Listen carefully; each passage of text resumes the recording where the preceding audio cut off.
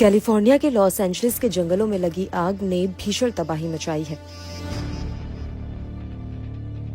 हजारों परिवारों को जान बचाने के लिए पलायन करना पड़ा है।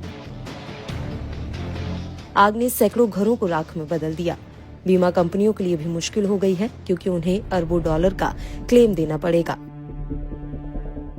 आग ने अपने आगे ही किसी को नहीं बख्शा। आग के कारण फिल्म स्टार, सेलिब्रिटी के घर भी जले हैं, लेकिन इस दौरान एक घर सबसे ज्यादा चर्चा में है। 90 लाख डॉलर रुपए की एक हवेली इस तबाही में भी बच गई है, जबकि उसके चारों ओर सब कुछ जलकर राख हो चुका है। आइए समझे कि आखिर ये चमत्कार कैसे हुआ।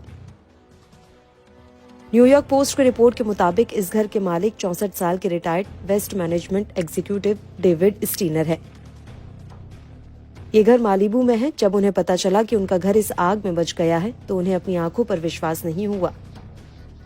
द न्यूयॉर्क पोस्ट से बात करते हुए स्टीनर ने स्वीकार किया कि वे ये देखकर दंग रह गए कि धुएं के हटने के बाद उनका 3 मंजिला घर अभी भी अपनी जगह पर खड़ा था।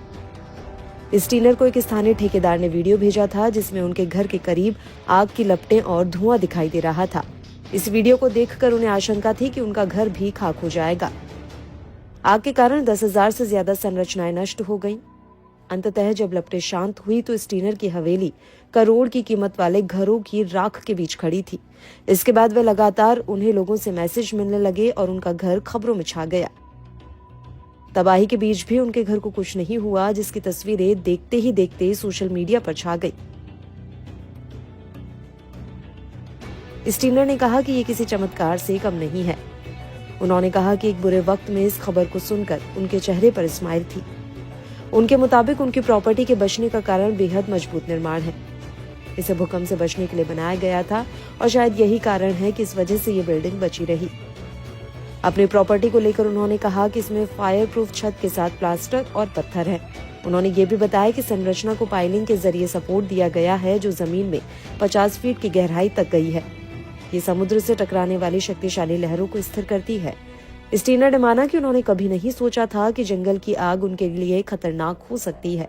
उन्होंने कहा कि मैंने सोचा था कि अगर कभी भूकंप आएगा तो ये बच पाएगा।